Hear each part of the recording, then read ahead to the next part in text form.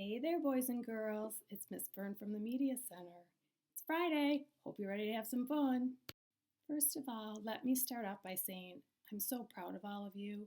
So many kids turned in their mother simile poems this week, and I enjoyed reading each and every one of them. And I can't wait to highlight some of them at the end of this video. So stay tuned to the end, and maybe yours will be read. Okay, I think we're ready for today's lesson. I'm going to start off by asking you a question. What is light, easy to pick up, but very hard to put down? Hopefully I gave you enough thinking time. Did you come up with the answer? Did you say a book? If you did, kiss your brain, you're a genius. So boys and girls, this week's lesson, in case you didn't guess, is about riddles and jokes. In this hand, I have a book about riddles that I got from the library. And in this hand, I have a book about knock-knock jokes, also from the library. And did you know that jokes and riddles are also found in the 800s, which is the section we talked about last week and the week before, and it is in the same section as the poetry books. So I just thought it would be cool to bring this to your attention and make this week's lesson about riddles. So maybe you've checked out a joke book before or a riddle book before and you know where to go in the library. But if you don't, there's other things in the same section as joke books and riddle books. And you can find that in the 800s, which is in any library, and it's always labeled and marked. So next time you get to the library, hopefully soon, you'll be able to go over to that 800 section and check out a joke book or a riddle book or a poetry book. I have a little poem for you to help you remember what's in the 800 section of the library, and it goes like this. The 800s is the place to be for jokes, riddles, and poetry. If you want to memorize that or write it down, feel free, but we're going to continue with a couple more riddles and see if you can figure them out. So what is a riddle anyway? A riddle is a question or statement intentionally phrased so as to require ingenuity in figuring out its answer or meaning, typically presented as a game or brain teaser. And basically what that means, boys and girls, is you have to use critical thinking to figure out the answer to a question that is written in a way as to trick your brain. So think of it like a puzzle for your mind. And they're pretty fun once you get going. And there's so many books written with great riddles and great jokes. So we're going to read a couple in a minute. Hold on. If you're ready to stretch yourself and think differently about obvious answers, let's give it a try. Let's exercise your brain. Ready? Here's the first riddle. What is seen in the middle of March and April that can't be seen at the beginning or end of either month? Think about that. I'll say it again. What is seen in the middle of March and April that cannot be seen at the beginning or end of either month? Give up? The letter R. Think about it. March is spelled M-A-R-C-H. R is the middle letter. And April is spelled A-P-R-I-L. And R is the middle letter of April. So that's what they have in common. Pretty simple, right? Did you think of it? Let's try another one. I speak without a mouth and hear without ears. I have no body, but I come alive with the wind. What am I? I speak without a mouth and hear without ears. I have no body, but I come alive with the wind. What am I? I think I know. Do you know? If you said the wind, that's a good guess. But tricked ya, it's an echo. Kiss your brain. Want to do one more? I know, I like riddles. Most of the time I'm pretty good at solving them, but sometimes they can be kind of tricky and frustrating. And so if I read a couple more, I'm going to need your help solving these bad boys. Okay? Okay, boys and girls, here's a riddle for Mrs. Bodell and Mrs. Smalley. Ready? What kind of ape lives in a gym? What kind of ape lives in a gym? Gym teacher should get this, right? Maybe you know the answer as well. One more time. What kind of ape lives in a gym? The answer? A chimpanzee. Okay, here's a riddle for Mrs. Bartnick and Mrs. Solak. What do tired computer teachers do? I had to look at that one for a second. What do tired computer teachers do? Think about it. Mrs. Bartnick and Mrs. Solak, you are computer teachers. What do you do? The answer? They go home and crash. Okay, here's a riddle for Mrs. Cunningham and Miss Trapani. Why did the vampire take an art class? Why did the vampire take an art class? Ready? He wanted to learn how to draw blood. Hey, Mr. Skibo, and hey, Mr. Hoffman, I didn't forget about you. Here's a riddle for you. Why did the orchestra have bad manners? Why did the orchestra have bad manners? I bet the kids know this one. Do you know this one? The answer is because it didn't know how to conduct itself.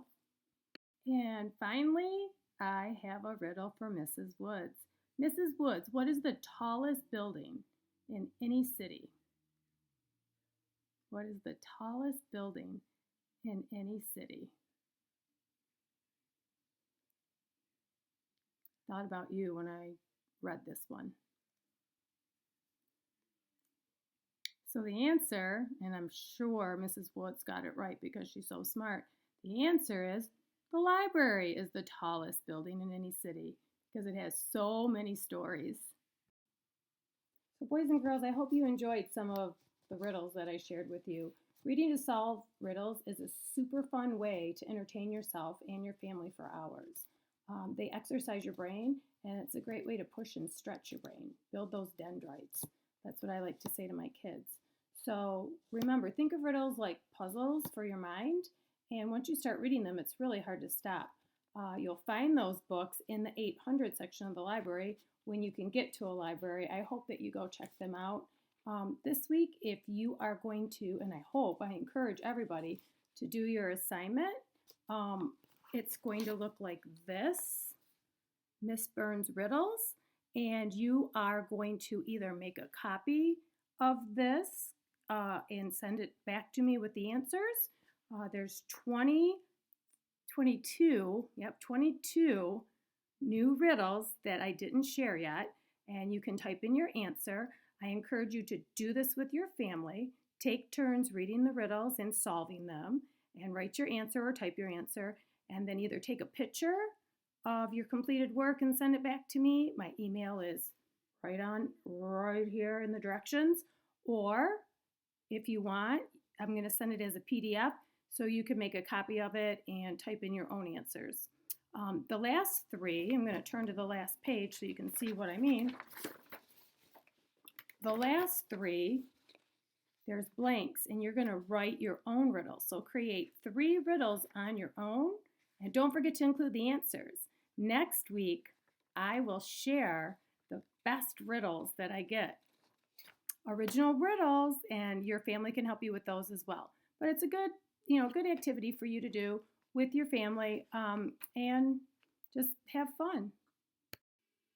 Okay, boys and girls, we're almost to my favorite part of the video for Friday, for Fun Friday, and that is sharing your work with you, sharing some examples from students that turned things in from previous weeks. Just a reminder that today's lesson was about riddles, jokes, knock-knock jokes, riddles, and you will find those books in the 800 section of the library, just like you would if you were looking for poetry. So your assignment this week, one more time, it's going to look like this, okay? And there are riddles for you to do with your family. So get together with your family, read them out loud, do some brainstorming, type in your answers or write in your answers and send a pic back to me of the completed work, or you can, upload a PDF and send it back to me that way. And your original riddles, which will be on the last page, you have to come up with 3 of your own, might get read next week. So I like to share. Speaking of sharing, let's share some work that I received from some of you. Last week I shared Braden and Jenna's work from Lindemann, but this came in from Lindemann as well, from Adeline or Addie, and she said she was writing a mom simile poem. My mom is the best because she cooks the best lasagna. We play together and it makes us happy, and she is a respiratory therapist at Henry Ford Hospital. She's helping all the COVID-19 people. That's why I love her and I always miss her. I want to thank your mom, Adeline, for being a respiratory therapist and for being on the front lines and for taking care of the people who are very sick. And here is her poem, and this is a symbol for a respiratory therapist. That's somebody who, it's a very special kind of nurse that goes around and helps people breathe and gives them breathing treatments, and they're very, very, very important people. So thank you. Great job. One more from Lindemann today. I have to show you a picture if it will come up. Lila Browning sent me her traditions and holidays board, and it has her name and her birth date, which is March 31st. She was born in 2013. And the day that she was born, it was Easter. So it says it was Easter the day I was born. And I don't know if you're going to be able to see that or not. Maybe, hopefully. So good job to her. I'm going to move on to Arno, and Isabella Bergman wrote, my mom is the best. She can teach anything to anyone, as well as cook like a 5-star chef. She can clean better than anyone else can, as well as keep us all happy. She can help all of us, as well as having fun while doing everything. She really is the best. And I happen to know Isabella's mom. She is the best. Maybe some of you at Lindemann know her too, Mrs. Bergman. Oh, and on the back, Isabella wrote, I love my mom because she does everything for us. She works hard day and night. I don't know what I'd do without her. My favorite color, by the way. Great job, Isabella. Love you, Izzy. And this is also from Arno. This is from a couple weeks ago, but I was really impressed. This is from Reed. And Reed wrote an acrostic poem about baseball. I don't think I shared that yet. I like how he inserted the picture of a baseball and wrote the letters that spell out the word baseball going down. It says, batter up. All the players are ready. Stare down the pitcher. The excitement surrounds you. Base hit, the umpire shouts. All stars, here I come. Laugh and have fun. Line up, we won. I love how that rhymes. Awesome job, Reed. Thanks for sharing and thanks for doing your work. Great job. This is also from Arno. This is from Marilyn Toth. It says, my mom is super beautiful. She can be helpful. She helps me with homework. No one can be as good as my mom. Marilyn, that's very sweet. And I bet your mom is super beautiful because you are. Here's what she sent me, Marilyn. And funny because Dahlia is her sister, and she also wrote me a poem, wrote a poem for her mom and sent it to me. And she wrote, my mom is pretty. She can read with me. She helps me with homework. No one can love me as much as my mom. Awesome work, Dahlia. Keep up the good work. Moving on to Benny. I want to share work from Alexa. And Alexa did such a nice job. She sent me a picture of it. It would have been hard for her to send this. She worked on her birthday board, and it would have been hard for her to send this because it's so big and it's so cool. So I'm going to share. I printed this out. There's Alexa. And look at what a cute, she's so cute, but she was a cute baby too. She was born on May 27th, 2010. And at that time, the United States President was Barack Obama. She was born on a Thursday. And gas was $2.79 a gallon. It's cheaper now, isn't it? Let's see. The weather was 78 and sunny. My favorite, 78 and sunny. And the kids movie that was really popular at the time was Toy Story 3 and Diary of a Wimpy Kid. Love that. Popular book at the time. And OMG by Usher was one of the popular songs. So if you like Usher, maybe you were born the same time Alexa was. I like Usher. Awesome. I love that. Boys and girls, it's as simple as just doing it and sending me a picture, and maybe I'll share your work. Jackson Peters, also from Benny, wrote, "My mom is the best. She can cook good as mommy. She can hunt good as my brother. She really is the best, and I love my mom because she gives the best back scratches. I love her." Oh, a back scratch sounds great right now. Great job, Jackson. And I wanted to share Aaliyah's, which is Alexa's sister. I did two sisters today, one set of sisters from Arno and the other one from Benny. Aaliyah wrote, "My mommy is the best because she gives me hugs and kisses. She can hug better than anyone. My mommy is the best. She helps around the house, and I appreciate what she does. I love her. No one can love her more than me. I love mommy. She tucks me in every night. It is nice. Dear mommy, I love mommy. She is the best." And she also inserted a picture. Great job. So proud of you guys. Good job, Aaliyah. And finally, the last one, I want to highlight John Morgan. John did his birthday board and took a picture of it and sent it to me. And there's some really cool facts on here. So John was born on May 21st, 2012, and it was a Monday. Because it was May, his birthstone is the emerald. What a beautiful green stone. May's birth flower is lily of the valley, and his zodiac sign is Gemini. He's been alive for 69,816 hours. Wow. And he has slept for 970 days, or 2.65 years. Wow, that's a lot of sleeping. In dog years, he would be 48 years old. And some fun facts about when John was born. Mr. T and the Black Panther and the Notorious B.I.G. are people who share the same birth date as John. Number one movie when he was born was The Avengers. Wow, do I feel old? And the cost of milk, wow, $4.12. That's come down since the time you were born. I wonder why it was so expensive back then. And this day in history, Amelia Earhart is the first woman to make a flight over the Atlantic Ocean. There were 382,658 babies born on the same day as John. But John, you're number one in my book. So if anybody's had a birthday this week or a birthday coming up, happy birthday.